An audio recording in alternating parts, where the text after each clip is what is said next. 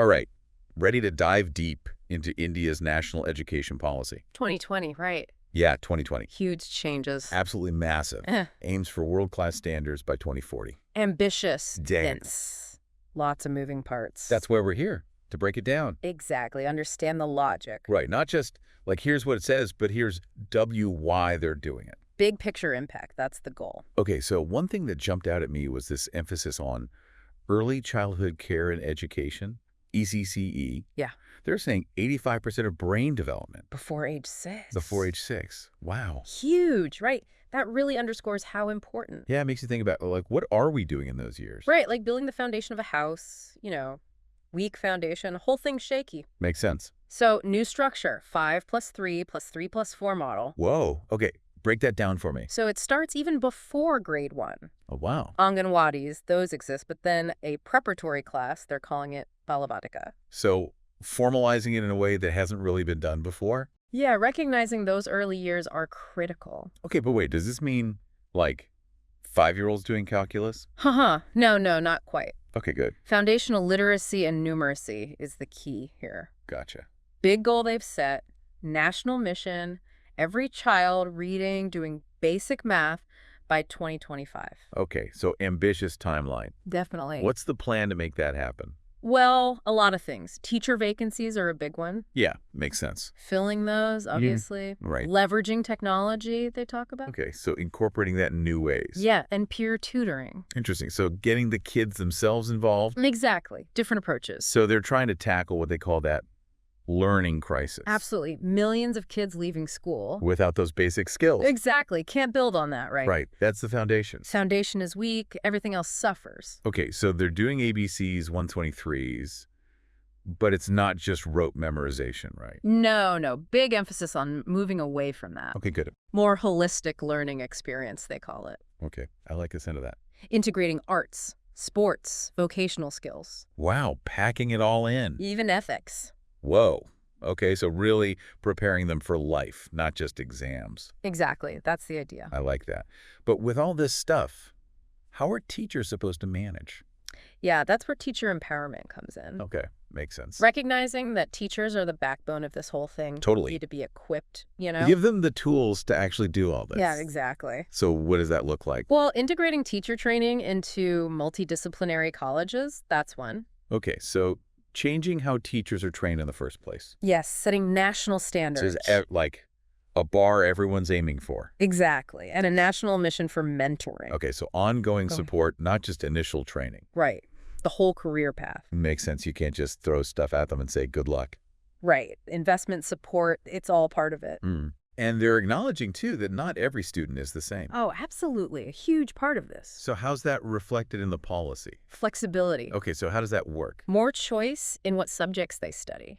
Okay, interesting. Imagine, like, you could pick a classical language, a foreign language, and the vocational training. Alongside the core stuff. Yeah. Wow. Yeah, huge shift. But that makes me think, standardized exams, how's that going to work? Yeah, good question. They actually address assessment pretty deeply. Okay, what do they say? Moving away from rote memorization, big surprise there. Right. More holistic, they call it competency-based. Okay, so what does that look like practically? Projects, presentations, real-world application of the knowledge. So not just can you spit back facts, but can you use this stuff? Exactly, that's the goal. Okay, I like that. Now, language, got to ask about that. India has so many. Huge diversity. So how's the policy handling that? 3-language formula, they call it. Okay, so what's that? Mother tongue, Okay, so that's their base. another Indian language, Okay, and English. so everyone's got that common ground. Right, communication across the country. Yeah, makes sense. But also promotes multilingualism. Yeah. Huge advantage in today's world. Absolutely. And textbooks, imagine if those were in multiple languages. Oh, game changer for a lot of kids, especially for tough subjects like science and math. Yeah, got to understand it in your own LBN language first, I think. Absolutely. Makes learning accessible. Equity, A right? huge theme throughout the whole policy, equity and inclusion. Yeah, they explicitly say all students deserve quality education, no matter their background. Absolutely. I noticed a lot of focus on socioeconomically disadvantaged groups. Yeah, girls, transgender students, students with disabilities. They're really calling those groups out specifically. They are not just talking about it, concrete initiatives. Okay, like what? Gender inclusion fund, Okay. special education zones, things like that. Wow, so it's built into the structure. It is, shows a real commitment. Yeah, I was impressed by that. Now, schools themselves, how they're structured, Oh, right, yeah. introducing this idea of school complexes. Yes. So what are those exactly? Mhm. Not like a shopping mall, I hope. Uh-huh. No, not quite. Okay, good. Network of schools working together, sharing resources, expertise, that kind of thing. Especially in areas where maybe they're limited. Exactly. It makes those resources go further. So it's not every school for itself, it's a community. Collaborative, that's the idea. I like that. And overall, they're trying to streamline the whole regulatory system. Yes, less bureaucracy. More about outcomes. Transparency, they emphasize that a lot. Okay, so less red tape, more accountability. Yeah, they're even setting up a national assessment center. Whoa, what's that? It's called PERIC. PERIC, okay. Standardized assessment methods promote continuous improvement. Gotcha. So always getting better. That's the goal. Okay, so we've covered a lot of ground, early years, schools themselves, but what about higher ed? Oh boy, that's where it gets really interesting. Let's save that for the next part of our deep dive then. Sounds good to me. Okay, higher education, that's where we left off. Yeah. And already, multidisciplinary universities, autonomous colleges, these sound like huge changes. Yeah, big shift. Think about it. Right now, you pick your field, you stick to it, pretty much. Yeah, specialized degrees. Right, but this policy, it's like, imagine studying history and data science together. Whoa, okay, that's a wild combo. It is, but it's recognizing that the coolest problems, the coolest solutions, they're often at the intersections of things. I can see that, yeah, like the world doesn't fit into neat little boxes. Exactly. So less about specializing early, more about building that broad base. And then I guess you can always specialize later if you want. Right. It's equipping you for a world that's changing constantly. The jobs of tomorrow, who even knows what those will be? Right, exactly. So you got to be able to adapt, learn throughout your life. Lifelong learning, that's the buzzword these days. It is. And this policy takes it a step further with autonomy for colleges. Okay, so what does that mean practically? Gradual move towards them being self-governing, awarding their own degrees. Whoa, so not tied to a larger university necessarily? Right, more independent. But wouldn't that, like, lead to some places being way better than others? Quality control, yeah, that's a valid concern. How do they address that? So they're talking about this whole new regulatory body, HECI, Higher Education Commission of India. HECI, okay, so that's the oversight. It is, but not about micromanaging, more about setting those standards. So like a framework everyone has to operate within. Exactly, Yeah. and holding institutions accountable. Transparency, got to have that. Big emphasis on that, yeah. Okay, so HECI, what's it actually going to do? So they're dividing it into 4 parts, 4 verticals, they call them. Okay, so break that down for me. First, National Higher Education Regulatory Council, that's standards. Gotcha. Then National Accreditation Council, quality assurance, making sure they're meeting those standards. Okay, so checks and balances. Then Higher Education Grants Council, that's funding. Ah, the money part. Right, but based on merit transparency, they emphasize that. Okay, so not just giving everyone the same amount. Right, performance matters. I like that. And lastly, General Education Council, this one's about the academics. Okay, so making sure the programs themselves are good. Exactly, across all disciplines. Wow, so they're really trying to cover everything. They are, it's comprehensive. Now, you mentioned MRUs earlier. What are those again? Yes. Multidisciplinary education and research universities, these are like the flagships. Okay, so the best of the best. Yeah, kind of like the IITs, IMs, but multidisciplinary focus. So those are like super specialized, They are very competitive. but MRUs are going to be broader. Exactly. Cutting-edge research, innovative teaching, all in one place. Sounds amazing, but okay, let's be real. We've talked about all these big ideas. How do they actually implement this stuff? Implementation, key question, right? And the policy does acknowledge that. Okay, good. They're not just pretending it's easy. No, they talk about empowering institutions, for one thing. Okay, so what does that look like? Moving towards more autonomy, they say. Okay, so giving them more control over their own affairs. Right, and they propose establishing boards of governors, BOGs, for each institution. Bogs. Okay, and what do they do? They're essentially responsible for running the place, hiring, curriculum, all that. Big responsibility. It is, but they're accountable too. Transparent record keeping, making sure decisions are in the best interest of everyone. Students, faculty, the whole institution. Exactly. So balance, right. Yeah, Freedom to innovate, but also responsibility. that's the goal, yeah. Yeah. Now, we've talked about empowering institutions, but what about the teachers themselves? Yeah, got to think about them. Policy's actually pretty frank about teacher education, the state of it. Oh, what do they say? They basically say a lot of standalone teacher ed institutions, not good enough. Ouch. Okay, so what's the plan? Some tough love. They even suggest shutting down the substandard ones. Wow. Okay, so they're serious. But the main focus is integration, bringing teacher ed into multidisciplinary universities. Okay, so future teachers getting a broader education themselves. Exactly. Exposed to more ideas, more perspectives. Benefits everyone, really. It does. And they call for developing a national curriculum framework for teacher ed. So, like, what should every aspiring teacher know? Yeah. Essential knowledge, skills, values, strong emphasis on practical training, not just theory. Okay, so actually being in the classroom, getting experience. Right. And they want to make the profession itself better. Career progression, professional development programs, all that. Make it something people want to do, right? Exactly. Attract and retain talent. That's key. Makes sense. Now, talking about equipping people for the future, got to ask about vocational education. Oh, yeah. That's a big one. Often seen as, like, the second-class option. Right. But in India, practical skills are so important. Makes no sense to ignore that. Policy acknowledges that, aims for a complete paradigm shift. Okay, so what are they thinking? Full integration into mainstream education, starting young. Wait, like carpentry for 8-year-olds? Haha, not quite. Okay, good. But exposing them to different vocations remove the stigma early on. So it's not like if you're not good at academics, then you do vocational. Right, it's just part of a well-rounded education. I like that. Yeah. And in higher ed, would there be vocational options too? They encourage it, yeah. Institutions offering those programs Right. independently or partnering with industry, NGOs. So like a degree in software development or hospitality management, things like that. Exactly. More options, more paths to success. And they're also calling for this national skills qualifications framework, right? Yes. Standardize, recognize those qualifications. So it's not just like, oh, I learned this thing. It's an official credential. Right. Makes it easier to get jobs, even work abroad. So it's portable, recognized. Exactly. They're serious about making this a respected pathway. Good. It's about time.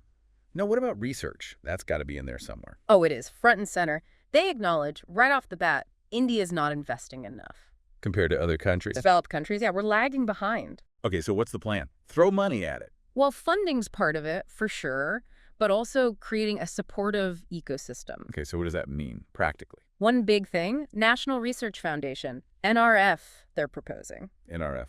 Okay, and that would do what? Fund research, promote it across all disciplines. So like a central hub for all things research. Exactly. Make sure the money's going where it should. That research is aligned with national priorities. So it's not just random stuff. It's actually useful. Right. Merit-based, equitable system, supporting high-quality research, that's the goal. Okay, and it's not just research for the sake of research, right? No, they talk about connecting it to real-world applications. Okay, so solving actual problems. Right, and informing policy decisions. So bridging that gap between academia and the real world. Exactly. Make sure it's actually making a difference. I like that. How do they plan to foster this stronger research culture in universities? Several things they mention. Promoting undergraduate research, that's one. Okay, so starting early. Yeah, getting them involved, even at that level. Make it part of the experience. And rewarding faculty research, obviously. Got to give them incentives. Right, and encouraging collaboration, institutions working with each other, with industries. Yeah, so it's not just everyone in their own little silos. No, cross-pollination of ideas, that's how you get innovation. Okay, so they've covered early childhood, schools, higher ed, teacher training, vocational training, research. What's left? The elephant in the room, technology. Oh, yeah, that's a big one. Whole section on online and digital education. Okay. Recognizing the potential, but also the challenges. That's always a hot topic. What's their take? Cautious but optimistic, I'd say. Okay, so walk me through that. They see it expanding access, right? Quality education for more people, especially in a country as big as India. Makes sense. Geographically, that's a huge hurdle. It is, but they're aware of the challenges too. Digital divide, that's got to be a big one. Huge. They talk about that. Teacher training in online pedagogy. Right. Got to know how to teach online. It's not the same. And assessments, how do you do those effectively online? Yeah, good point. And some subjects, some age groups, maybe it's just not ideal. Right. limitations of the format. Exactly. So they're not saying replace everything, more like a balanced approach. Use it wisely, strategically. Yes, and to guide that, they're proposing a National Educational Technology Forum, NETF. NETF, okay, and another acronym to keep track of. What would it do? Basically, a platform for sharing ideas, promoting research, guidelines for using tech in education. So kind of like a clearinghouse, best practices, that kind of thing. Exactly, and emphasizing investment in infrastructure, digital resources, making sure everyone has access. So not just assuming everyone's got a laptop and high-speed internet. Right, got to address those inequities. Access, quality, equity, all tied together. Absolutely. Now, we've talked about education for young people, but what about lifelong learning? Great point. They don't forget about that. Recognizing learning doesn't stop after school. You got to keep those brains engaged. Right. Crucial for individuals, for society as a whole. So what are they proposing in that area? Developing a comprehensive adult education curriculum framework. Okay, so what should adults be learning? Right. Guidelines for that. Strengthening existing infrastructure, using schools, libraries for adult ed courses. Make use of what's already there. Exactly. Community involvement, volunteering and literacy programs, those are all mentioned. Get everyone involved. And technology, of course, using that. Developing accessible digital resources. So no matter where you are, what your situation is, there's a way to keep learning. That's the idea. A society where learning is continuous for everyone. I like that. We've covered so much. What stands out to you as the most significant parts? You know, the themes of equity and inclusion, they're woven through everything. Yeah, I noticed that too. Really trying to create a system that serves all students. No matter their background, their circumstances, their ability. Exactly. Recognizing everyone has potential. Education is the key to unlocking that. It is. And it's not just about jobs. It's about nurturing their creativity, critical thinking, cultural awareness. Right. Well-rounded individuals contributing to society. And they're taking concrete steps to make that happen, promoting multilingualism, academies for Indian languages, supporting cultural institutions. Integrating Indian knowledge systems into the curriculum, that's a big one. It is, striking that balance, preparing them for a globalized world, but UT also nurturing their cultural identity. Pride in their heritage. Exactly, beautiful vision. It is, but also huge GE undertaking. Absolutely, implementation, that's where the rubber meets the road. And in India, so diverse, so complex, there are bound to be challenges. Oh yeah, plenty of hurdles along the way. Let's dive into those in the final part of our deep dive. All right, so we've explored all these big changes, but let's be real. Challenges, right? Putting this policy into action in India, it's going to be tough. Oh, absolutely. Huge undertaking, no doubt about it. So what are some of the hurdles you see? Like, where are things going to get tricky?